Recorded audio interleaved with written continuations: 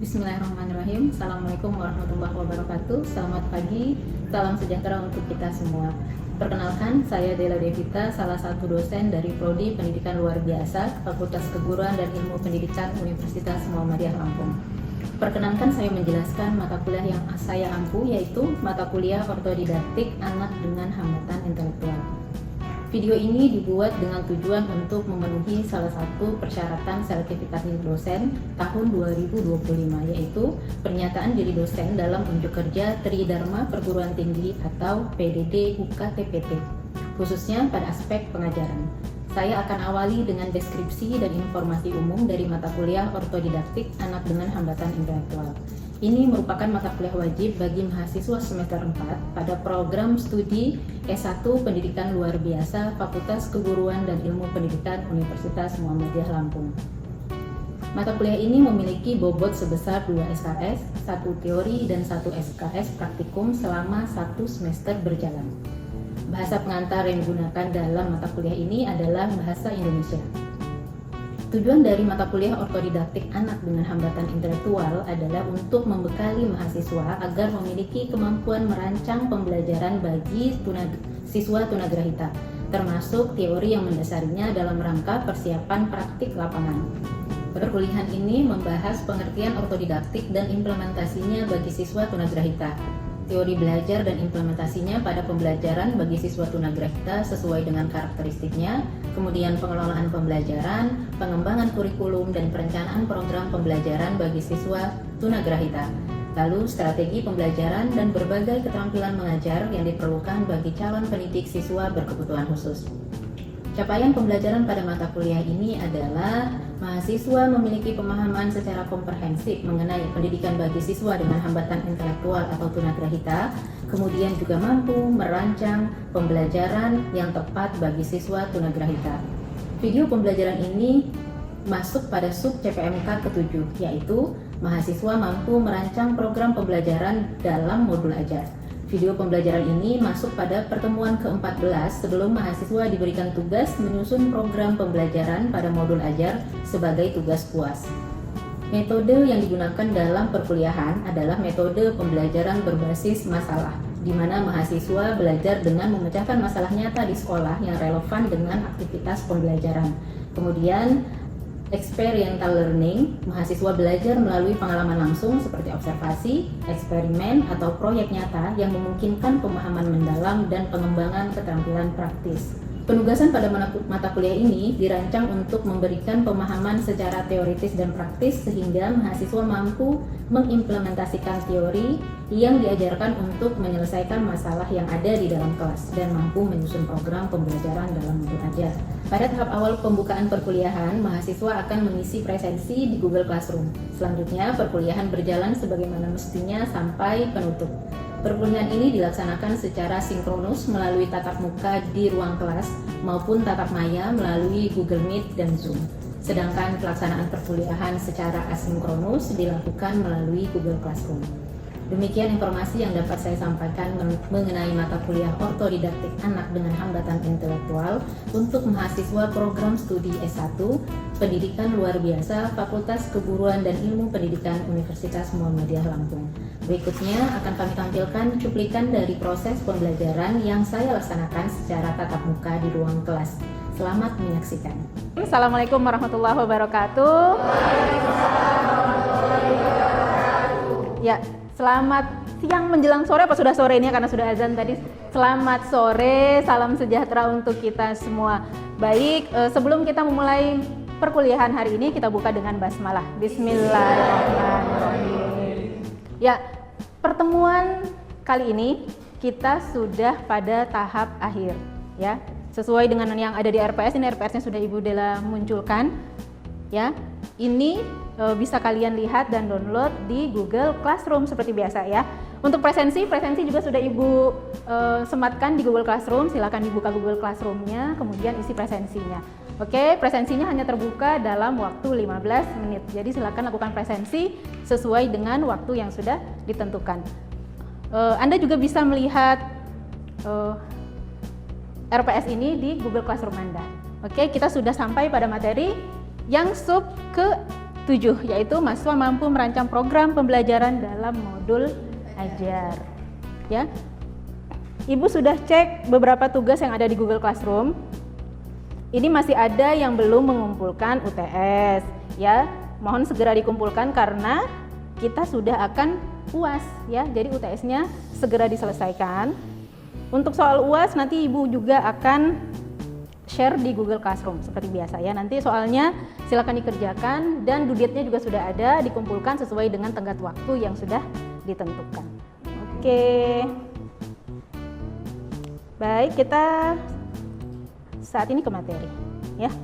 Materi kita yaitu langkah menyusun modul ajar untuk siswa dengan hambatan intelektual. Nah, sebelum Anda menyusun modul ajar, kira-kira apa terlebih dahulu sih yang harus dikerjakan sebelum kita menyusun program pembelajaran? Program pembelajaran itu nanti adanya di mana? Di modul ajar. Kan Anda akan menyusun program pembelajaran nih untuk siswa dengan hambatan intelektual atau untuk anak tunagrahita. Sebelum Anda menyusun program pembelajaran tersebut, apa saja sih yang harus dilakukan? Silahkan Ibu.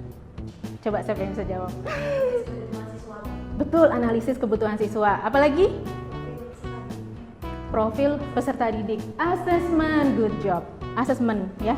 Assessment nanti baru kita tahu kebutuhan siswa setelah kita melakukan assessment. Nah, assessment itu untuk mengetahui 3 hal. Apa saja? Kemampuan, kebutuhan. Ya, kemampuan itu potensi, ya. Terus kebutuhan, kemudian ada hambatan. Ya, hambatannya apa sih begitu, ya. Nah, setelah Anda melakukan assessment, Anda tadi menganalisis apa saja sih tadi ada kebutuhan, hambatan dan potensi yang dimiliki oleh siswa, baru kemudian kita kemana? Perancangan konten dan aktivitas. Jadi di dalam modul ajar Anda harus merancang kontennya apa sih, lalu aktivitasnya apa. Kira-kira kalau kita akan membuat modul ajar pembelajaran matematika untuk kelas 2. Kelas 2 ada di fase apa? Iya, kelas 2 ada di fase A. Kalau modul ajar matematika untuk kelas 2 ada di fase A, materinya misalnya untuk mengenal angka 1 sampai 10. Kira-kira kontennya apa? Lalu aktivitasnya apa yang Anda bisa buat atau Anda bisa rancang? Betul, nanti membutuhkan alat peraga untuk melakukan pembelajaran. Kita membutuhkan alat peraga, betul. Nah, lalu kontennya tadi, kontennya apa? Betul, mengenalkan dulu. Ya, Ibu Dela ada contoh. Ini bisa dilihat. Contoh modul ajar. Oke. Di sini ada kompetensi pembelajaran, lalu nanti ada panduan guru. Nah, jika Anda merancang konten, kan Anda nanti membutuhkan media pembelajaran, ya.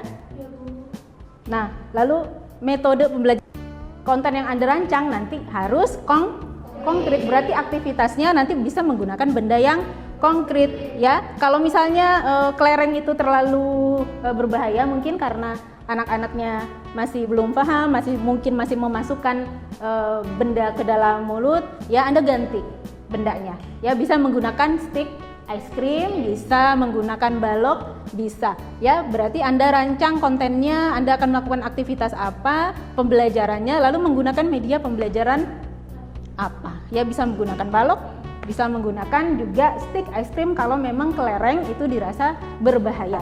Ya, karena bisa jadi kelereng itu berbahaya, begitu. Kemudian setelah Anda merancang konten, kemudian aktivitas, Anda mengimplementasi struktur. Dimulai dari Anda menyusun apa? Tadi? Ya, kompetensi pembelajaran atau tujuan pembelajaran yang ingin dicapai. Ya. Kemudian Anda juga nanti harus betul mencari materi. ya, mencari materi. Kemudian Anda juga nanti harus menyusun kira-kira saya nanti kalau mengajar menggunakan metode apa ya, begitu. Metode apa yang harus saya gunakan, ya? Saya mau menggunakan misalnya metodenya learning by doing. Yang seperti apa sih metode learning by doing itu? Nah, itu harus Anda pahami dulu, kemudian nanti diaplikasikan di pembelajaran di kelas. Kenapa? Kenapa alasannya harus individualisasi? Betul, karena kebutuhan setiap individu berbeda.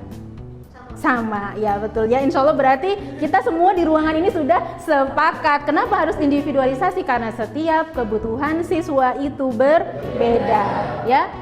Kemudian ada pendekatannya fungsional. Ya, kenapa pendekatannya kok lebih ke fungsional sih?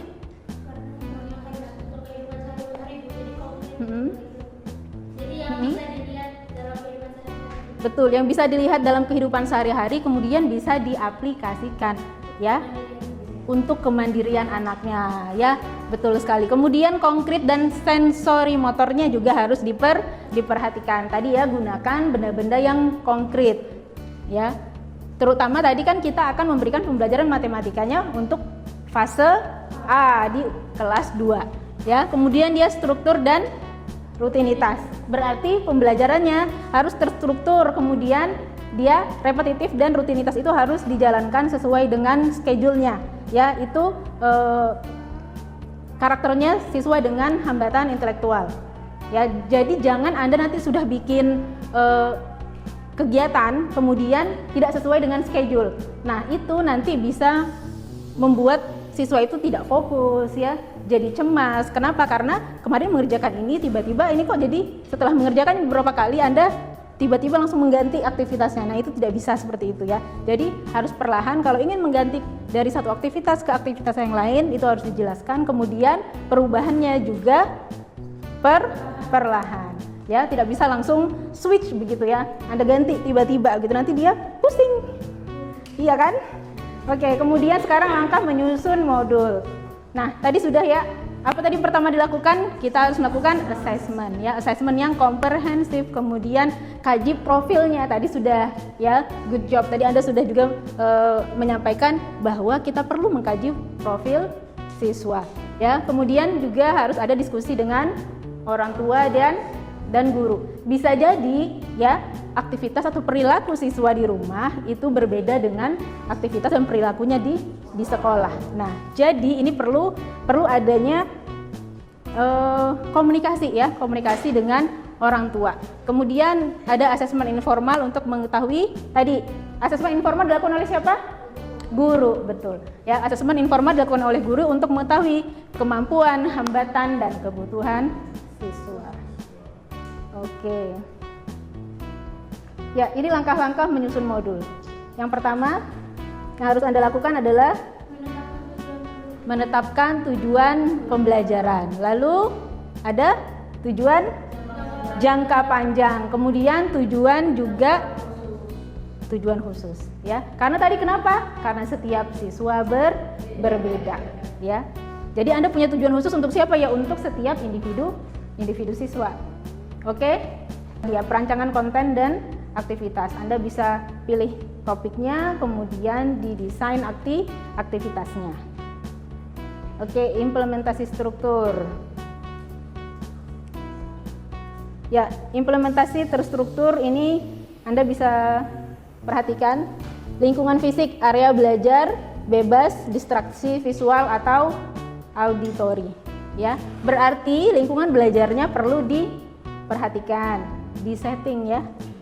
Kalau ada benda-benda yang berbahaya berarti Anda harus singkirkan begitu. Kemudian komunikasi, ya. Tidak bisa komunikasinya seperti saat Ibu Dela sekarang mengajar di depan Anda, begitu, ya. Komunikasinya tetap disesuaikan dengan kemampuan siswa yang Anda ajar. Ya, kalau kelas 2 di fase A, bagaimana sih kemampuan siswa di kelas 2 terutama tunagrahita, ya, gitu loh. Berarti kan nanti jika Anda memberikan instruksinya tunagrahita di kelas Anda punya kemampuan yang sama? Tidak, betul, ya. Walaupun sama-sama dalam kategori tunagrahita ringan, misalnya di kelas Anda mengajar 5 siswa tunagrahita ringan, belum tentu memiliki kemampuan dan kebutuhan yang sama. ya. Jadi tadi harus diperhatikan. Cara komunikasinya juga harus diperhatikan. Mungkin ada yang sudah bisa mengungkapkan kalimat dalam 3 kata, ya. Tapi mungkin ada juga yang baru bisa mengungkapkan kalimat dalam 2 kata misalnya. Seperti itu ya. Jadi harus diperhatikan. Responnya bisa berbeda-beda nggak? Iya, bisa berbeda karena tadi kemampuannya berbeda. Gitu. Kemudian ada evaluasi dan revisi berkelanjutan. Ya. Jangan lupa untuk memberikan evaluasi setelah Anda mengajar ya. Lalu nanti saat Anda sudah melakukan assessment, ada assessment formatif harian atau mingguan ya. Berdasarkan tadi capaian yang sudah Anda targetkan, begitu nanti dianalisis kira-kira sudah tercapai belum sih pembelajaran yang tadi Anda targetkan seperti itu. Kalau belum tercapai, kenapa belum tercapai? Kemudian langkah apa yang akan dilakukan setelah itu kan? Anda menganalisa, kemudian nanti kita tahu nih, oh yang ini belum tercapai nih, ada satu siswa yang belum tercapai nih kompetensi yang diharapkannya. Lalu dicari tahu, kenapa sih dia belum tercapai? Nah setelah Anda tahu kenapanya, Anda akan buatkan program untuk siswa tersebut ya, agar dia mencapai kompetensi yang diharapkan begitu. Ya, ini komponen-komponen yang ada di dalam modul ajar. Oke, ini referensi yang Ibu gunakan untuk menyusun materi kita hari ini. Baik, kita sudah sampai ke bagian akhir dari slide ya, dari materi hari ini. Ini adalah referensi yang bisa Anda pelajari untuk bagaimana sih menyusun modul ajar ya, terkait dengan pembelajaran bagi siswa dengan hambatan intelektual. Oke, sekarang Ibu Dela mau minta yang sudah Anda dapatkan hari ini apa sih? Coba dari Devi deh. Devi, dari materi hari ini apa yang bisa Devi dapatkan? Apa yang sudah Devi dapatkan?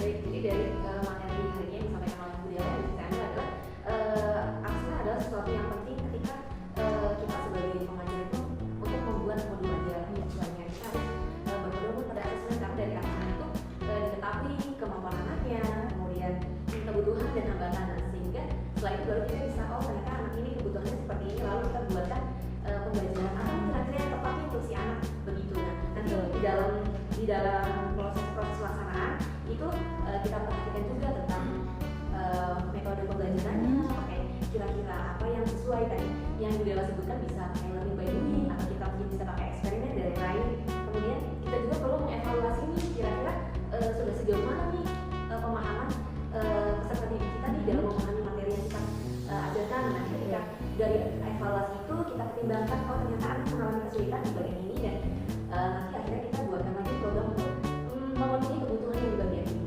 Begitu ya kira Bu Dela. Iya, terima kasih. Ya, good job. Apa yang tadi disampaikan oleh Devi itu insya Allah sudah merangkum secara garis besar apa yang tadi disampaikan di kelas. Begitu ya. Nah, Ibu minta tolong nih, karena ada teman-teman kita juga yang nanti harus membaca rangkuman dari pembelajaran kita hari ini. Silahkan siapa yang membantu Ibu untuk menuliskannya di Google Classroom, kesimpulan dari materi kita hari ini. Siapa? Ada yang mau volunteer atau mau Ibu Dela tunjuk? Ada, Bu. Kan tadi Ibu tanya kesediaannya. Kalau tidak ada yang bersedia berarti nanti ditunjuk ya. Biasanya yang nunjuk itu berarti bersedia ya.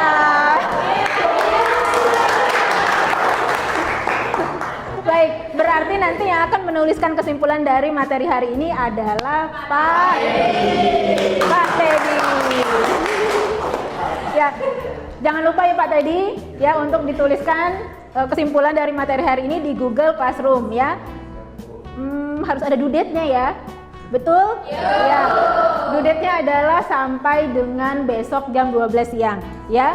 Jadi setelah jam 12 siang rekan-rekan mahasiswa bisa membaca kesimpulan dari materi kita hari ini di Google Classroom. Oke, terima kasih Devi dan Pak Teddy ya. Baik, kita sudah sampai di akhir perkuliahan ya. Terima kasih atas kehadiran Anda hari ini. Kita tutup dengan hamdalah. Alhamdulillahirabbil alamin dan doa kafaratul majlis. Kemudian silahkan juga berdoa bagi yang memiliki keyakinan lain seperti itu. Baik, kita mulai berdoa. Selesai. Assalamualaikum warahmatullahi wabarakatuh. Ya, terima kasih.